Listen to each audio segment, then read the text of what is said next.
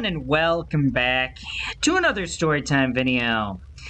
And today I am going to talk about the pain that I experience being a Carolina Panthers fan.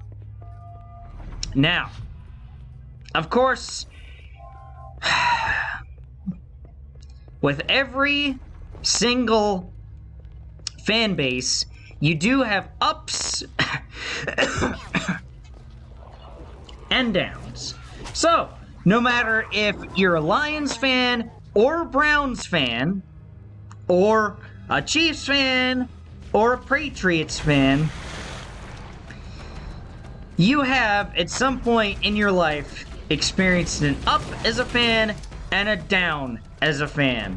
Now, how many ups and how many downs? Yeah, that's determined by which team you root for and how old you are. Because Patriots fans that are like 25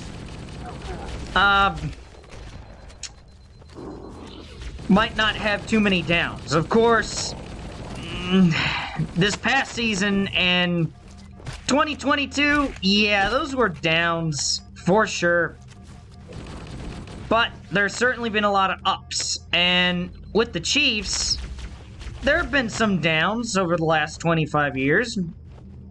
But if you're a Lions fan over the past 25 years, yeah, there's a lot of downs, including a winless season, and not a whole lot of ups, except for the Dan Campbell era and Jim Caldwell. But regardless, I'm going to talk about my personal pain. My personal pain of being a Panthers fan, a Carolina Panthers fan. Now, I was born in South Carolina, and I've talked about why I'm a Panthers fan. I think I mentioned that 5 years ago. I think I made a Storytime video, well, 5.5. I made a Storytime video back in 2018 or so, where I talked about that very thing and why I am a Panthers fan. But this isn't about that. Now, where should I start? Should I start with seasons like this past year, where it was just very painful, and I mean very painful, especially on offense, to watch the season that I just watched? Or should I talk about some of the just playoff, just those memories that stick out more in my mind because they're playoff games? But when you have a season like this past season, then, you know, and seasons like 22 and 21 and 20 to a certain extent, you know, I just think that in the grand scheme of things, those just kind of get, you know, they just kind of get lost in a sea of just mediocrity and just the team being awful. But at the same time, well, when you have playoff losses that sting, and I'll get into some of those in a minute, don't you worry, then, you know, I think that those stick out a lot more, because it's not like the Panthers are going to the playoffs every single year, and at the same time, that's one game, and one game that, you know, the last game of the season before football is played in another 8 or 9 months. So, those stick out more in my opinion. But I think I should start with last season. Now, 2023. Oh boy. Oh boy. I had so much hope for Frank Reich. I had so much hope for Frank Reich. I had so much hope for Matt Rule as well, by the way. But at this point, I just don't know why I get so excited over these coaches, man. I just don't understand it. Like, Matt Rule didn't have any NFL experience. And I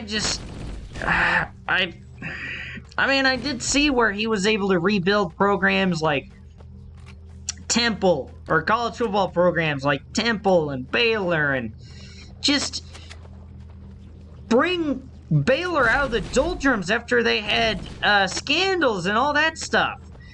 You know, I saw that, and I just got way too excited. I just got let down. Same thing with Frank Reich. And you know, I've really wanted Eric Bieniemy as either the offensive coordinator or the head coach the past few off seasons. The past couple off seasons. I really wanted the Panthers to fire Matt Rule after 21. Well, maybe give him a third year, but you know, after they fired Joe Brady, just bring in somebody like a Bieniemy that his contract was expiring at the time with the Chiefs. You know, I really wanted the Panthers to hire him as offensive coordinator, and and if it didn't work out with Matt Rule, then and in 22, then at that point, yeah, promote from within and make Bieniemy the head coach. And I really wanted the Panthers to hire Eric Bieniemy as the head coach last offseason. If not that, then the offensive coordinator, especially after the Chiefs didn't renew his contract. And he went to the Commanders. It just did more damage than I the coaches, man. It's just like, I don't know how well Bieniemy will do, but I trust that he'll, like, oh my god, I just and that's another thing. In terms of last season, the offense, man. Oh my god. The offense was just so bad. Oh my god. I just, there were times where I almost wanted the Panthers to punt the ball back as soon as they got the ball so that I didn't have to watch them on offense. It was just almost that bad. I mean, I think Bryce Young can still do well. I think Bryce Young can still do well in the league.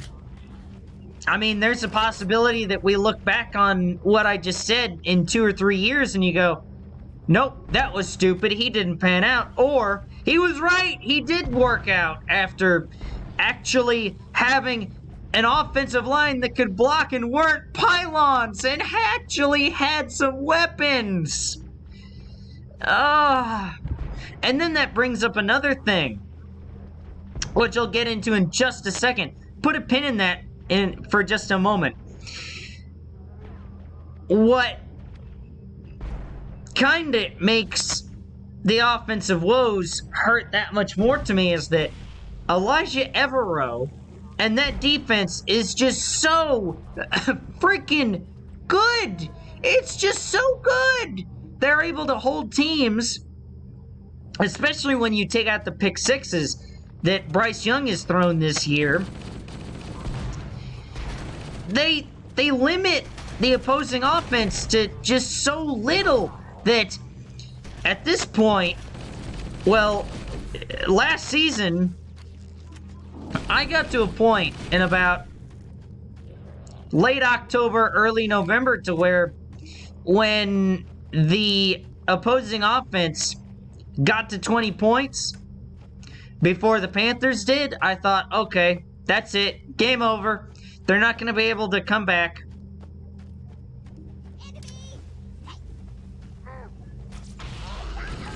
And it's like, you know,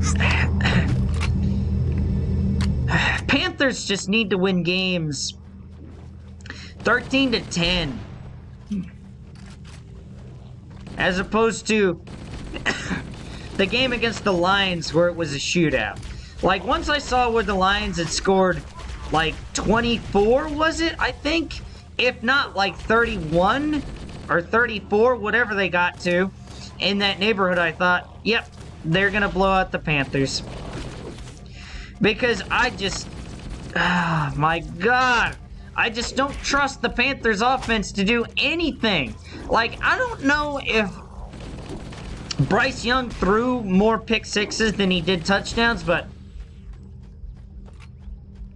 oh, man. It just... oh. Like I said, I think Bryce Young can pan out. I would love to give him the benefit of the doubt.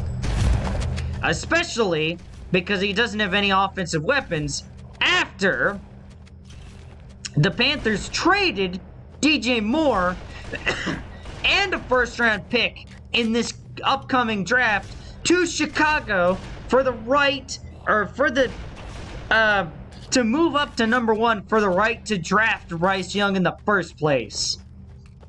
Which, yes, quarterback was a pressing matter heading into last season. But I just don't understand, like, why you would give up so much. And then I thought that CJ Stroud was going to be the pick for a long, long time. And I think that he was going to be.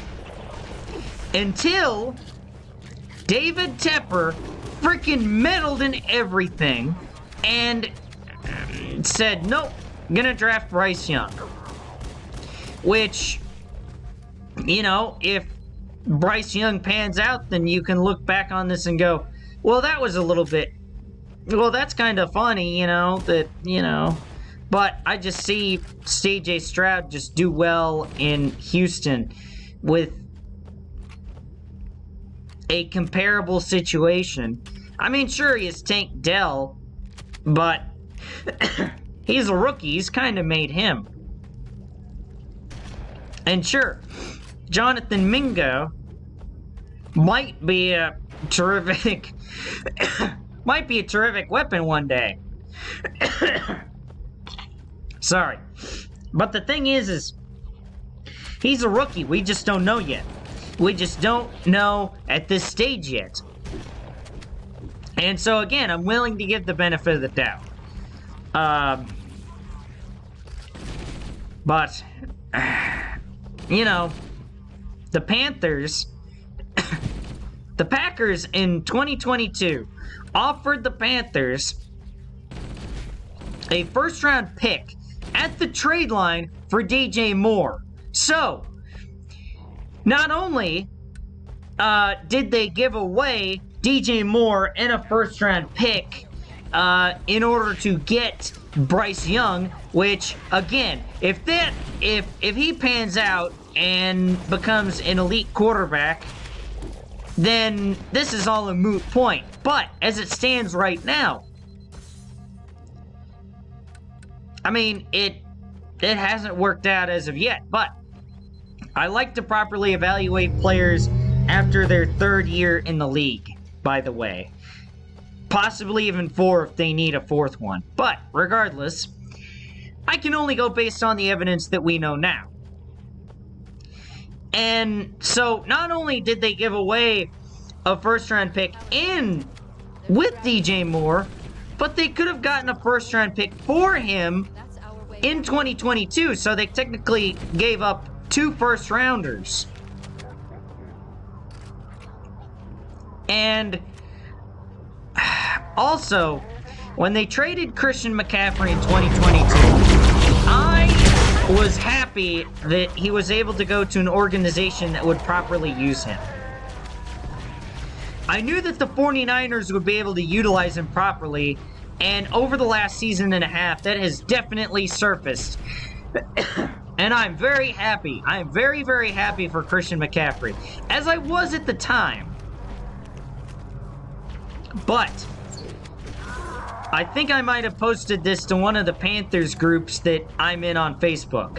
However, I did have this thought during COVID in 2020 that the Panthers should have traded Christian McCaffrey at the time, because they could have gotten 2 1st-round picks out of him, because his value was absolutely maximized after that 1,000 yards rushing and receiving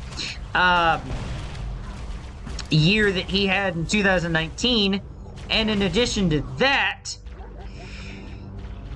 they were about to have to pay him, and with a new head coach in Matt Rule that they had at the time, you looked at it and you went, okay, well, they'll probably have to or they might want to rebuild, which means, you know, saving cap for rebuild and getting picks. So I thought, okay, this is some sound logic, and this is a no-brainer. And then, what happened after that? His value dropped. Now, it is really, really unfortunate whenever a player gets hurt. I hate to see it, no matter who it is. No matter if it is a Saints player, a Falcons player, or a Buccaneers player. I always hate to see it. And, so, I mean, I just, his value went down.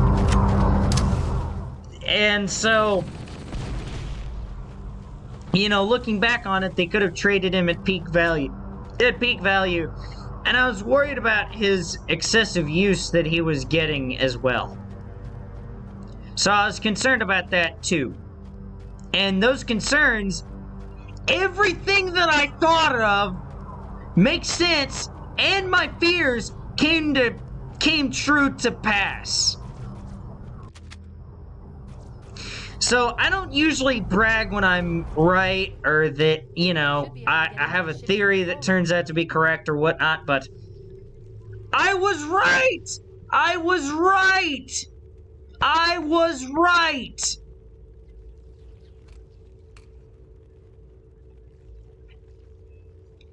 And let me tell you, in 22, at the deadline, the Rams and somebody else offered a first-round pick, or 2. I think the Rams might have... Sorry. I think the Rams might have offered 2 first-round picks for Brian Burns at the time, at the trade deadline in 22.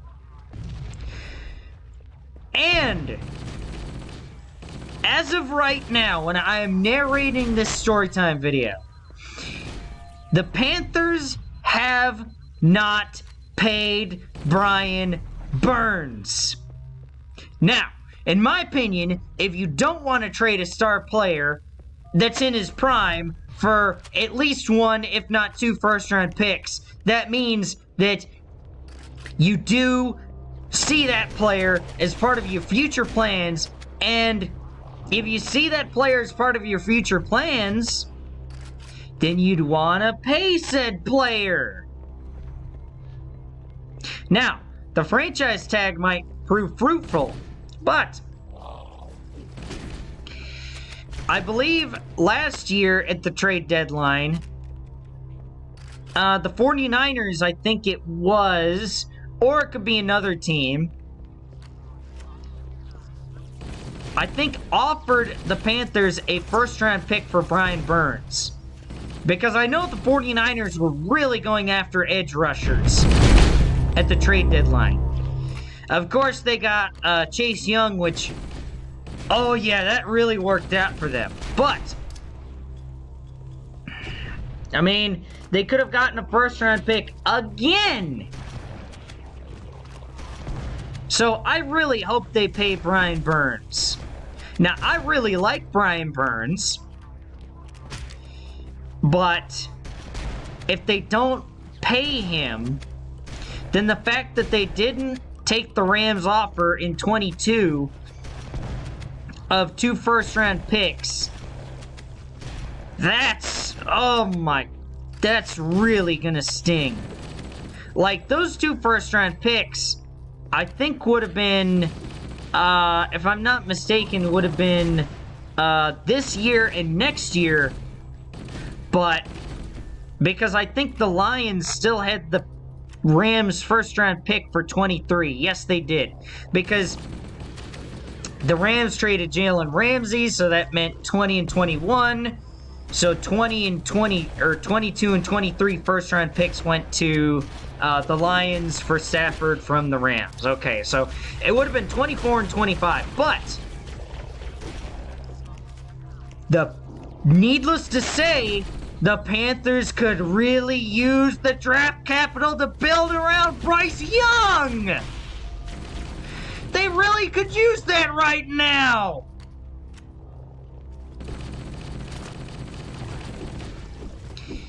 And also, the offensive line has regressed. I was really high on Ikem Ekwonu after they drafted him in the first round in 22. He had a really, really good first season. And so I thought, okay, they might have a great left tackle for the first time since Jordan Gross.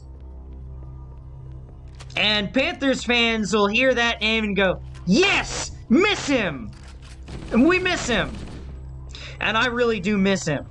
But, and I'm really hopeful for Ikem Ekwonu, and I think he'll bounce back. I think that he just had a rough second year in the league.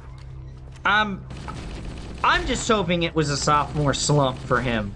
I am just really hoping that it was a sophomore slump for him and that, you know, he just gets back to being the way that he was as a rookie. Because as a rookie, he was really, well, he was good.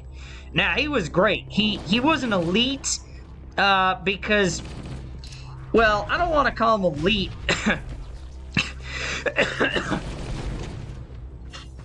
But he was really great. Like, he was the best that the Panthers had at that left tackle spot in a long time.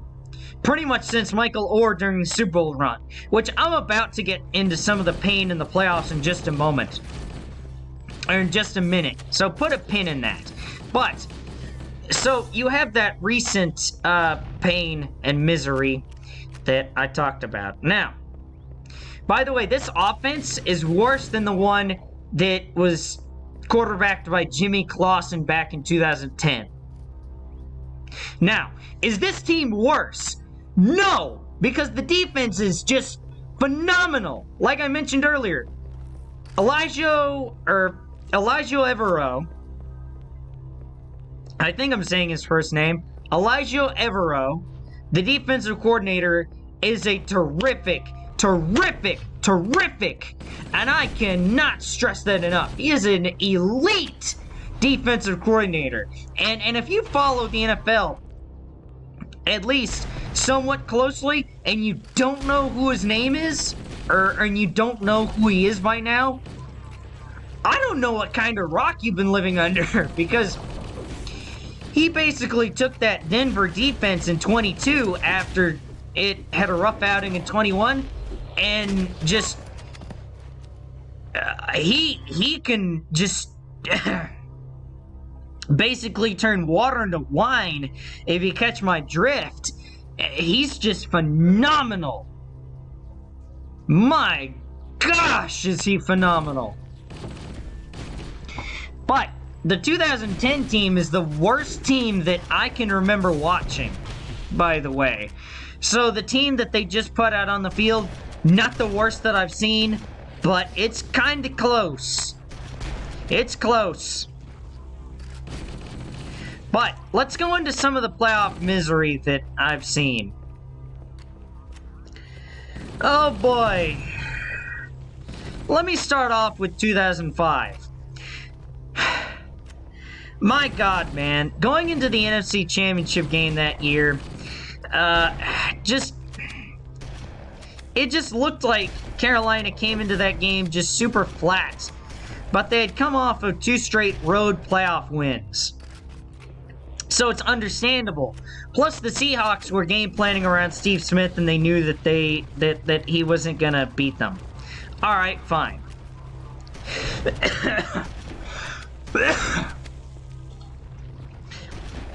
And at that point, the Panthers had already moved on. Or Muhsin Muhammad was already in Chicago, by the way. So finding a reliable number 2 was a little bit difficult at the time. Which is part of the reason why Steve Smith had such a big 2005, by the way. Led the he won the receiving triple crown, which is when you lead the league in receptions, receiving yards, and touchdowns. But the team just came out so flat. And it was just 2008 divisional round. Oh boy. Oh boy. I remember the Panthers, I think, hit the ball first to start the game. And they drove it right down the field against the Cardinals. And you go, okay, well, they've taken an early 7-0 lead.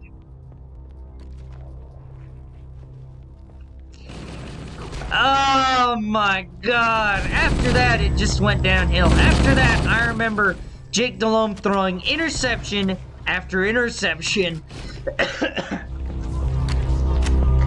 Panthers fell further and further behind, and I think allowed 33 unanswered points to end the game, as Larry Fitzgerald had a huge, huge day in Charlotte that day. 2013 divisional round. I did not think that the Panthers would necessarily win the Super Bowl because I thought that Seattle was better. Yeah, I thought Seattle was better than Carolina that year, but I was really hoping that they could be able to pull an upset, though. So I was hopeful about that. But that just did not happen. They didn't even get to play Seattle in the playoffs because friggin' Colin Kaepernick beat the Panthers, and that's... I don't care what you think of Colin Kaepernick now, but but in 2012 and 2013, he was a really good NFL quarterback. That's all I'm going to say about him. That is all I'm going to say about him.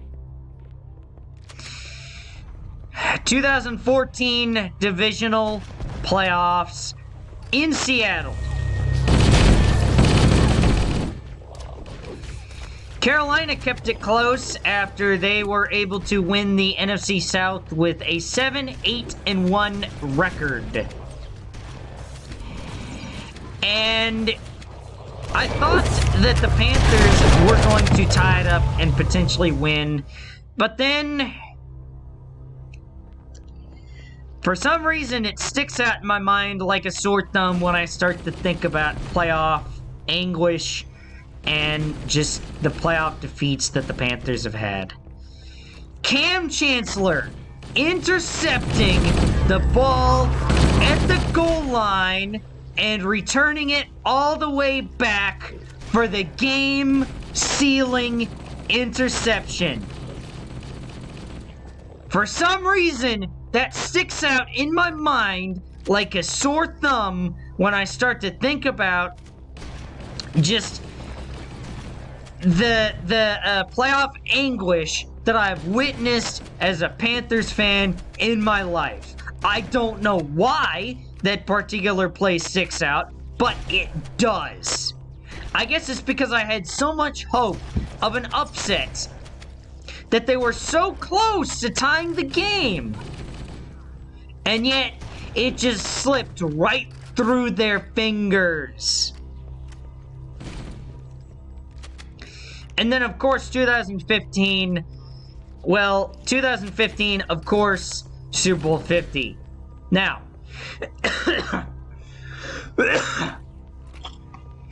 I will say, of course, it took me at least a week to get over this game. It took me at least a week to get over this game to where I could talk about it and not be upset about it. Now, you know, the pain never really goes away until you win a Super Bowl when you lose one. So the pain still hasn't gone away for me even 8 years later at this point. 8 years later, and it still has not completely gone away.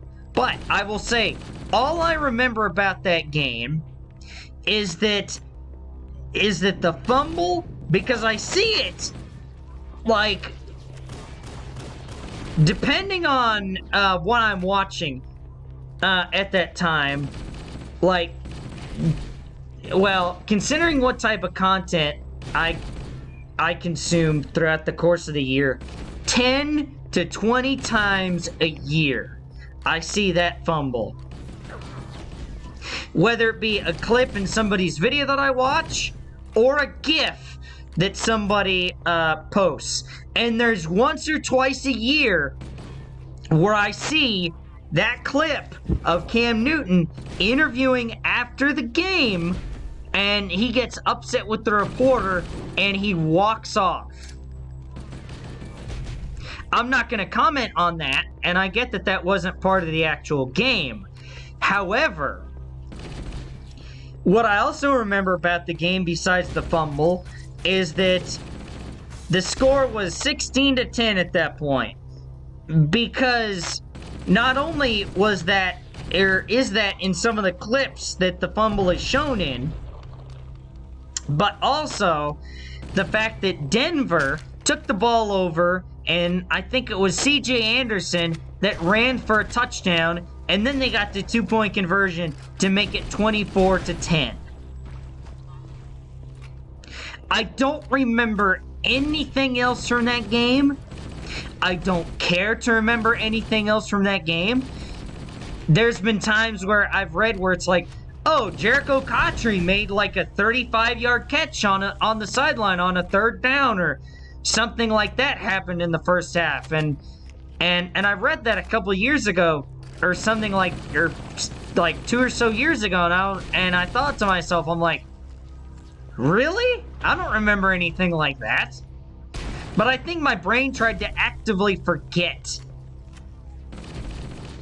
Like, you know, you can actively try to forget things as well as trying to remember things in the same vein, I think. But, so I think my brain tried to actively forget that game because of the pain that it caused me. I mean, like I said, I was so upset about that game that I couldn't even talk about that game for a week. And it took me a few weeks after that before I could talk about that game without getting upset about it. And so that's all I remember from that game, and I haven't watched that game since, of course. Otherwise, I might remember something else that happened after that, but I just don't want to go through that pain again. I just don't want to. I just don't want to. Like, there's times, like, sorry if this gets a little graphic, but there are times where I would almost rather put toothpicks in between my toenails and kick a door as hard as I can rather than have to sit down and watch 3 to 3.5 hours of Super Bowl 50. I would just much rather do that, partly because the pain wouldn't last as long. I don't know if there would be more pain or not if I did that, but the pain wouldn't last as long.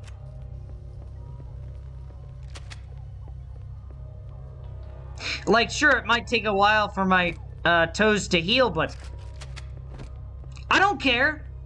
I don't care. I don't care. Time can heal basically all physical wounds. Well, a lot of physical wounds. Now, mental wounds, not so much. But the last thing I want to bring up is the wild card in 2017.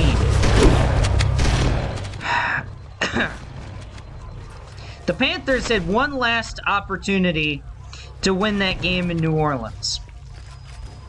John Casey did miss... No, it wasn't John Casey. John Casey was the original field goal kicker.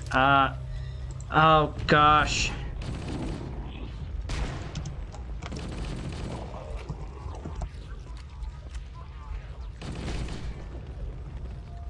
Who was... Graham Gano. I think Graham Gano. Isn't Graham... I don't...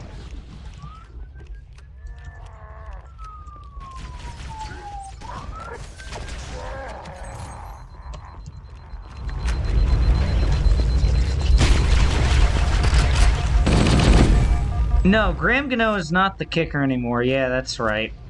I forget. Why? Because the offense can't score any freaking points! The offense can't score any freaking points! And haven't been able to since 2019, so I just don't remember. Yeah, the Panthers haven't been able to score points since Christian McCaffrey was healthy. Doesn't annoy me? Yes, it does. Yes, it does. Partly because the defense plays so freaking well every single week, it seems like. And it is agonizing because it just feels like the defense is just being wasted. But Graham Gano had missed a field goal at some point in that game earlier, and that would have made it a 1-point game. And so the Panthers could have won it with a field goal had he converted a lot earlier. And you know, I'm not going to blame a kicker. I'm not going to blame John Casey for kicking the ball out of, or losing Super Bowl 38, which by the way,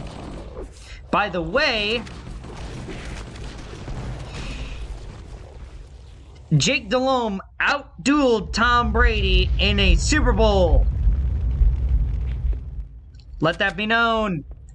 Jake Delhomme outdueled Tom Brady in a Super Bowl. But regardless, yeah, so that's pretty much all the pain that I want to share with you today. But yeah, I think I covered it all. Seasons that have been really awful.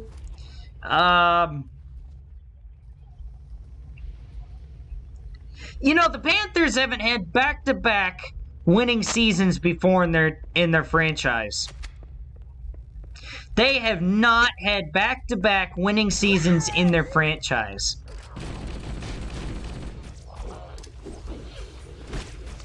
But, you know what I would love, though? And tying in with my New Year's resolution that I mentioned last year, or both of them coincidentally, improving my diet and going to the gym. You know, no matter if I have to stay alive until I'm 150, I will one day witness the Panthers winning the Super Bowl, and I can look back on videos like this, chronicling my pain, and I assume every Panthers fan can look back on videos like this, where I just talk about some of the shortcomings and some of the frustrations that I have and that I've seen and witnessed with this team, and go, that just makes it so much sweeter. But, by the way, I will say one last thing besides I will stay alive as long as I need, whether it be 50 years old, 100 years old, or 150 years old. I'm going to stay alive as long as I can to watch the Panthers win a Super Bowl. No matter if I have to live to 150 to witness it. And also, I will say one last thing before I end off the video. David Tepper, for the love of God, for the love of everything, please sell the team. Sell the team! Sell the team! Sell the team! And give it to somebody who will care about Panther football. Because based on my actions, I do not think, or based on his actions, I do not think that the Panthers will win a Super Bowl under his ownership. I would love to be proven wrong, but I do not think the Panthers will win a Super Bowl under his ownership. And he's only in his 50s, too. So, for all I know, he might own the team for the next 30 or 40 years. But I just do not think the Panthers are going to win the Super Bowl as long as David Tepper is the owner. Again, I would love to be proven wrong. But please, David, please, on behalf of practically every Panther fan out there, sell the team! Sell it! And see us, guys. I do believe that will do it for this Storytime video and Slack Storytime video. I will see you all later. Goodbye, guys! Thank you all for watching.